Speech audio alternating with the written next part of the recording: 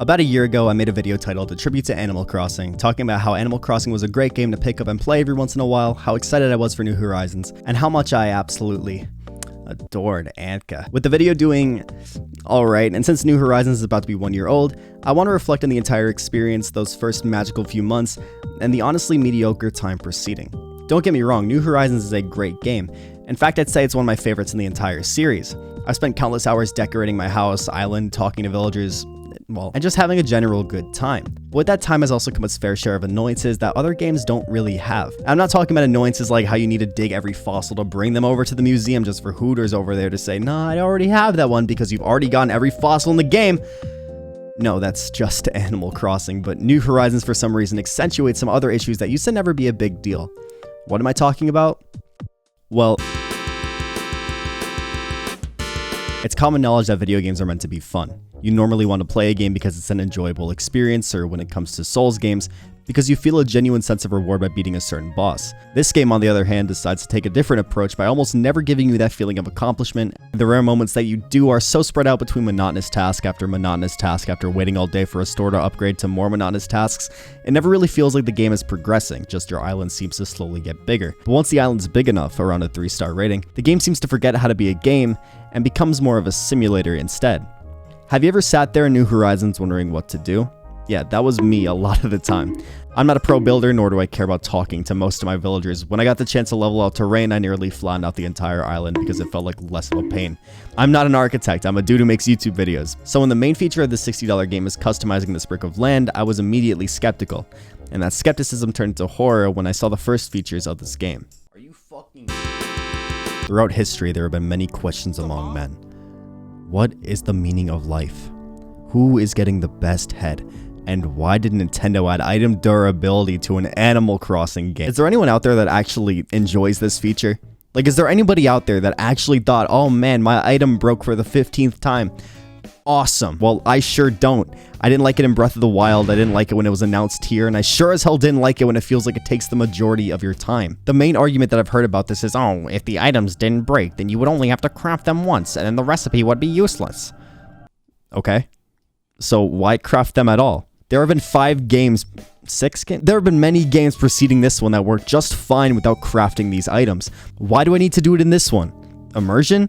Fuck that shit. I'm playing a video game. I'm not trying to recreate the movie Castaway. I'm pretty sure that even Nintendo didn't like this because for whatever reason, certain items like the ladder, bamboo pole, and even the tools you get when you enter builder mode are never able to break no matter how much you use them.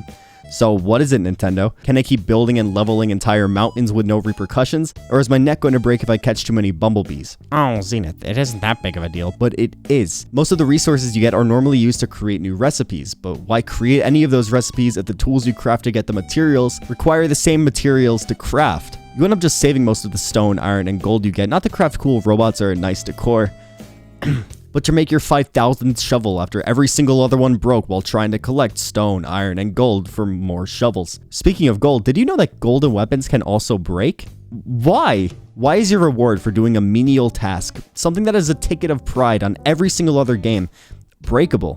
Why do I need to find gold, which is already rare enough, and then use that gold to keep crafting the same items that took forever to unlock? It makes no sense.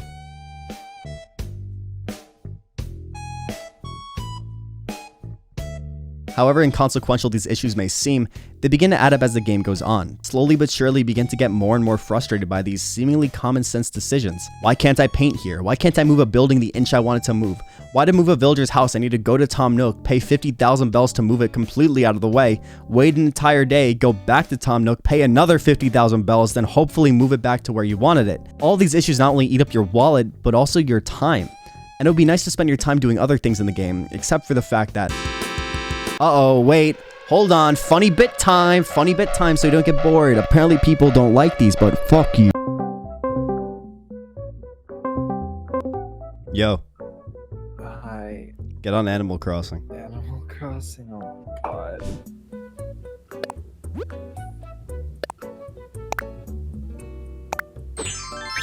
Look, it's the red imposter.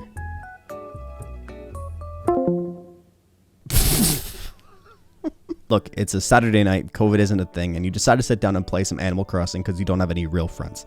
What sounded more exciting to you? Would it be playing some hardcore full NES games that you had to cheat into the game? Visiting the big city to get some special designer clothes, Gucci, visiting the quaint small town that has been slowly building over time, or maybe you could just paint dirt and build your 500th goddamn shovel. I really don't understand why New Horizons set itself up to be some crazy new experience when the only new thing you can do in this game is edit things outside your house. Sure, it was definitely a game changer, so we all thought, but the only time it seems to make a meaningful difference is when it hinders your ability to walk around. Look at this, what am I supposed to do with this? Jump around? It's literally faster to just walk around. Why are these land pads even here? Oh wow, this beach is really scenic except for the fact that everything just gets in my fucking way. But don't worry, I'm sure I'd love to have my character sit there and do nothing. What I really don't like is how this feature was the focal point of the entire game. And since it was Nintendo's main priority, they took away a lot of really fun, interesting features that prior games had. New Leaf had a town where you would slowly unlock new places. City Folk had a city, but that city was so aesthetically pleasing and featured so many numerous interesting, never before seen shops. Wild World sucks, but you get the point. Sure, New Horizons may make things more streamlined, like changing your hairstyle or even picking how you look, but where's the charm in that? I did like visiting the town every night in New Leaf to see if the haircut place was finally open. Sue me. But the idea of placing anything anywhere becomes useless once you realize that they make barely any difference anyway. The villagers never interact with anything. They always seem to walk around it not caring that the table is right in front of you, Anka, let's have dinner. Every single item is treated the same, an obstacle. It honestly just gets in the way half the time. Sure, you can make your island look nice, but it ends up making your world more of a maze than a world, making it so you have to go through all these extra loopholes instead of just going from point A to point B. One could say that this is still a positive as it can be shared around online and you could show off to your friends in multiplayer, but that point ends up not meaning anything because I imagine the board meeting for the multiplayer going something like this. So we have this life simulation game where the main idea is to place things and make them look nice to show to your friends. Now, how do we completely screw this up? Get this, to join multiplayer in a game created in 2020, you first need to go to the airport, realize you never bought Nintendo Online, buy Nintendo Online, ask your friend to go to the airport, get them to make a dodo code, let them send it to you, type it, it fails.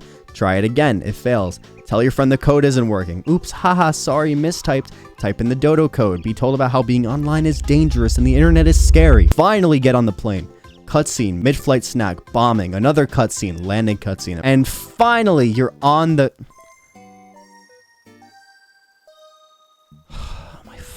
New Horizons multiplayer is so unnecessarily tedious, it's an anomaly they actually greenlit this. In a game where your world is your metaphorical oyster where you can customize and build to your own desires, once one other person decides they want to join in, the game immediately says nope and completely takes away that feature. So, what are you supposed to do? Go fishing? Is that it? Oh boy, I can't wait to play Animal Crossing with my friends.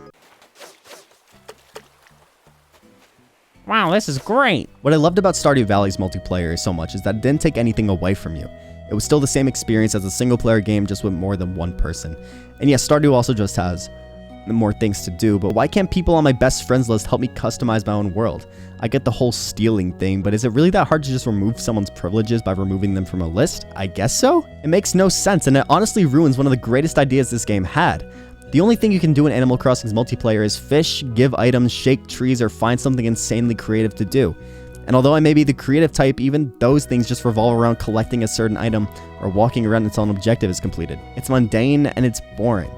Where's the fun? There's an entire community centered around having their island open 24/7 just to give things away. But they're forced to add so many extra rules because whenever anybody wants to join or leave the island, everybody has to stop what they're doing and watch as the person either arrives or goes back home. And let me just say, why do I have to give money to a fucking raccoon? Alright, this is bullshit! Raccoon are vermin. Look, I don't hate this game. As much as I can complain, I still have to say that New Horizons is genuinely an okay time. I don't think I'm ever going to want to replay it, but I think that's the course for any Animal Crossing game. The entire series is meant to be mundane, busy work that you slowly progress in. And although for some reason New Horizons is unnecessarily longer, I still found a lot of fun with the process. There are some cool things you can do. Decorating rooms became much easier with new tools they added, and for example, placing radios around your town to give each different section a theme was a cool discovery, I won't lie. I just don't think this game could hold a candle to still my favorite game, New Leaf. Maybe it's just the rose-tinted glasses, but New Leaf still feels so special in the way it was done. Maybe it's because New Leaf was the first game I ever bought with my own money, but the town, the village, the idea, and the execution felt so much more finished and interesting. I don't know, man. It just feels like there's more to do in this game than New Horizons. Honestly, I don't think anyone watching this hasn't played New Horizons, so my recommendation may not mean much. But if you still really want to try an Animal Crossing game, I'd check out New Leaf before this one. It's still my favorite game in the series, and I don't think New Horizons is going to sway me. Maybe I'm just biased though, you don't have to agree with me. If I agreed with everything people said on the internet, I would probably be a really obnoxious asshole. If you're angry that I criticized your favorite game, then I don't care. However, if you disagree with anything I said or have a different perspective, leave a comment. I'll most likely read it and give some terrible response back. Also, hold on, I'm not done. Oh, 1 second. This video actually took like a really long time to make. It's been my main project for the past few months or so. I just couldn't find out how to articulate how I felt about this game, but I think I did an adequate job doing so. I know you've probably heard this from every video you've watched today, but if you did sit through this entire thing, I would really appreciate it if you did give this video a like and subscribe if you aren't already. These things take a long time, and those metrics are the only real way I can tell if people are actually enjoying it.